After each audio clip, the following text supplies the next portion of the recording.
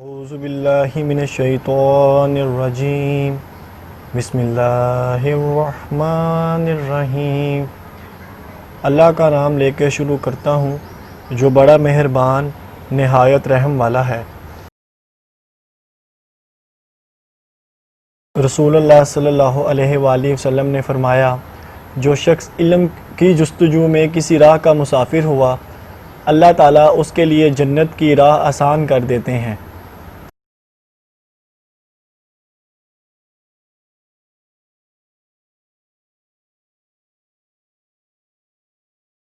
अस्सलाम वालेकुम गाइस, मैं हूं आपके साथ सर हुसैन और आप देख रहे हैं यूट्यूब चैनल।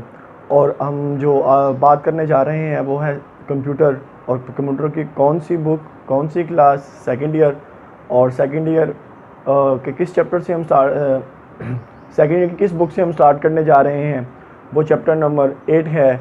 मैंने आपको प्रीवियस वीडियो में बताया था कि बुक के कितने पार्ट्स हैं और हम किस पार्ट को स्टडी करने जा रहे हैं। और हम जिस पार्ट को स्टडी करेंगे वो पार्ट नंबर 2 था, और जो कहाँ से स्टार्ट हो रहा है, चैप्टर नंबर 8 से स्टार्ट हो रहा है, जिसका नाम है गेटिंग स्टार्टिंग विद सी। कि सी के साथ हम इसको स्टार्ट करेंगे।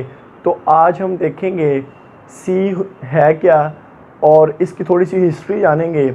और मैंने आपको इसको इम्पोर्टेंट पॉइंट के साथ मेंशन करूंगा और आपने इसको अपने ज़हन नशीन कर लेना है। एमसीक्यूज़ में भी काम आएगा और आप इसको खुद से भी डिफ़ाइन कर सकेंगे। और सेकेंड ईयर के बच्चे हैं, खुद से भी इंग्लिश लिखना जानते हैं, इसलिए इंपॉर्टेंट पॉइंट्स बताऊंगा। आपने उसको इंक्रीज़ करते हुए मेंशन जब कर देंगे एक पैराग्राफ की सूरत में, तो वो सी की हिस्ट्री बन जाएगी।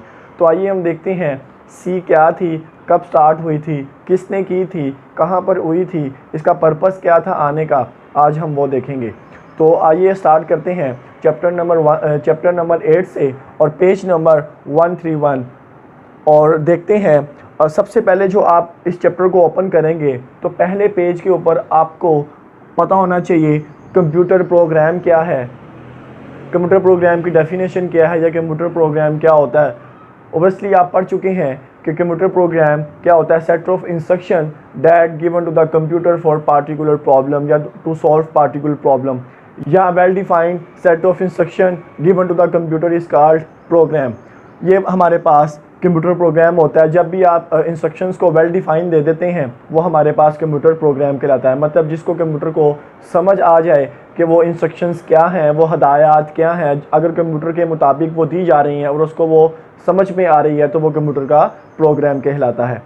तो देखते हैं हिस्ट्री ऑफ सी के सी की क्या हिस्ट्री है। थोड़ी सी इसके बैकएंड पे जाएंगे, चेक करेंगे और आपके साथ थोड़ा सा डिफ़ाइन करेंगे कि सी लैंग्वेज क्या है। तो सी लैंग्वेज बेसिकली सबसे पहले हम ये देखते हैं डेवलप किसने की, सी लैंग्वेज किसने बनाई। तो डेवलप बाय डेनिस रिचे, जो सी लैंग्वेज को बनाया गया, किसने बनाया, डेनिस रिचे ने, आपको पता होना चाहिए।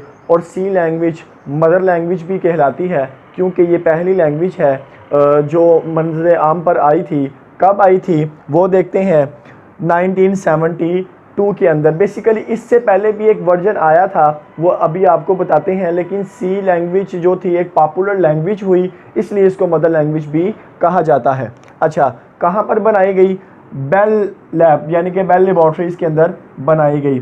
कहाँ पर ये लेबॉर्ट्री कहाँ पर है, यूएसए में, यूनाइटेड स्टेट अमेरिका के अंदर है। अच्छा, उसके अब जब भी लिखा होता है ना बेल लैब, तो बेल लैब के पीछे लिखा होता है AT and T Bell Lab. अब AT से क्या मुराद है और T से क्या मुराद है। बेसिकली A से मुराद अमेरिकन है या अमेरिका है, T से मुराद है टेलीफोन, एंड T से मुराद है टेलीग्राफ।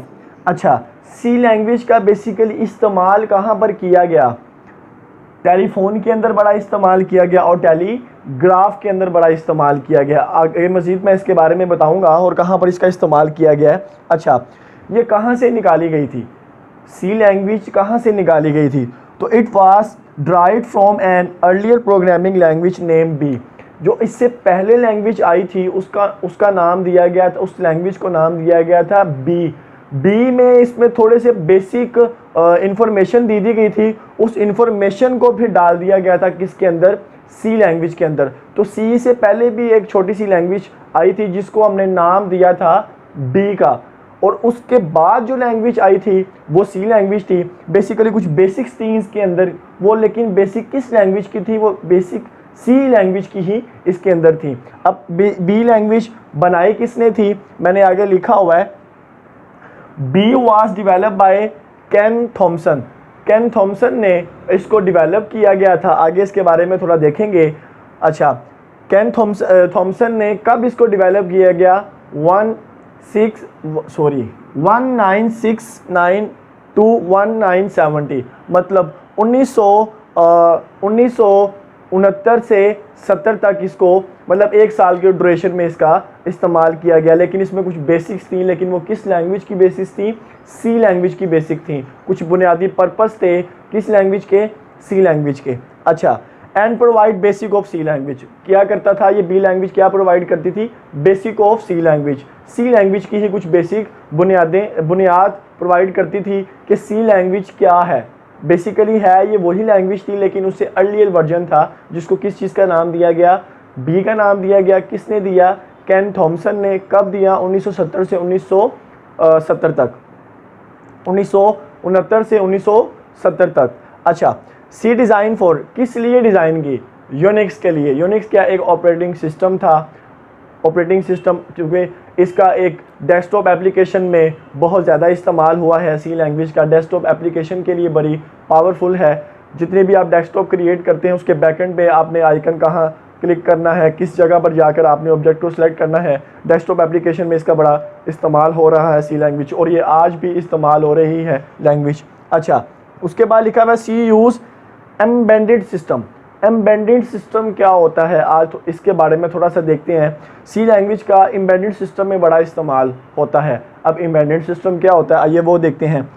जहाँ पर दो या दो से ज़्यादा चीज़ें आपस में मिल जाती हैं वो एम्बेडेड सिस्टम बना देती हैं, वो एम्बेडेड सिस्टम को क्रिएट कर देती हैं। जैसे इनपुट का मिलना, input, output, processor,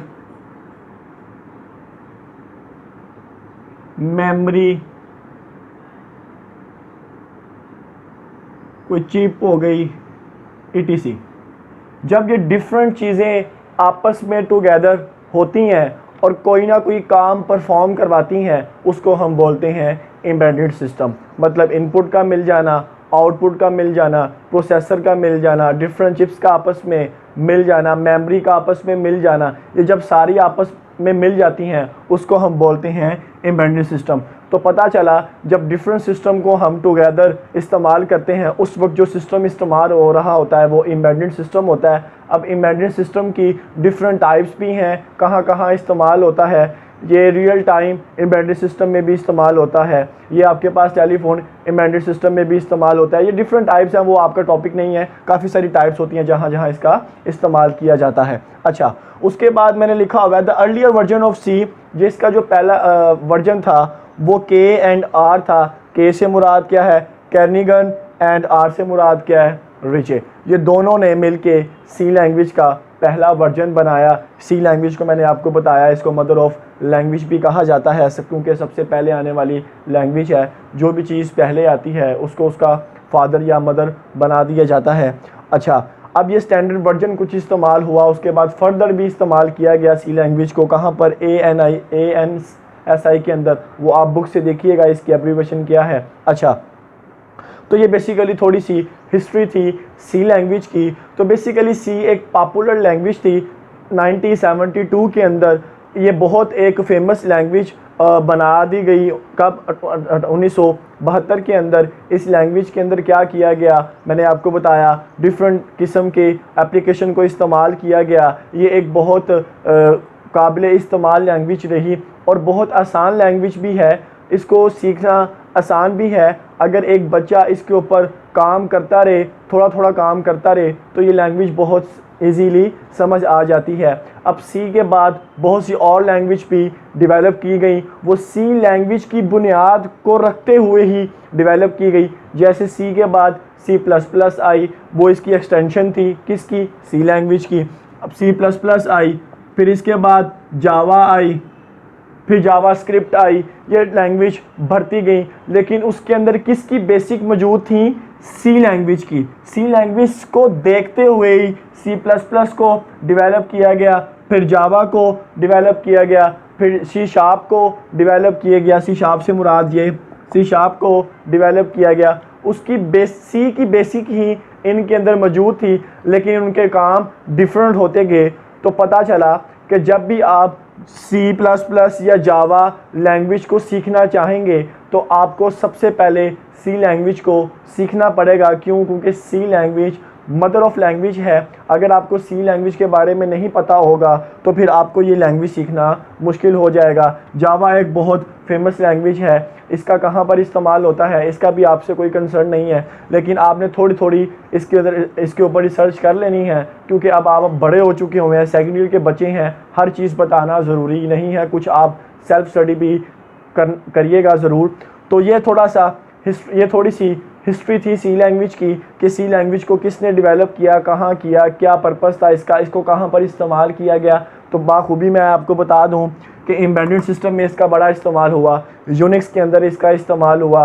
embedded system क्या होता था? जहाँ पर डिफरेंट चीज़ें आपस में मिल जाती थी वो एम्बेडेड सिस्टम क्रिएट कर देती थी, वहाँ पर सी लैंग्वेज बहुत ज़्यादा इस्तेमाल होती है। ये मैंने आपको एक बहुत इंपॉर्टेंट पॉइंट बताया है एम्बेडेड सिस्टम का। आपकी बुक के अंदर मेंशन तो नहीं है, लेकिन मैंने आपके साथ शेयर कर दिया है। तो बेसिकली यही सी लैंग्वेज थी। आपने इसके बारे में और स्टडी करने की कोशिश करनी है। अगर कुछ समझ में ना आए तो आपने ज़रूर कमेंट के अंदर बताना है। जज़ाकल्लाह।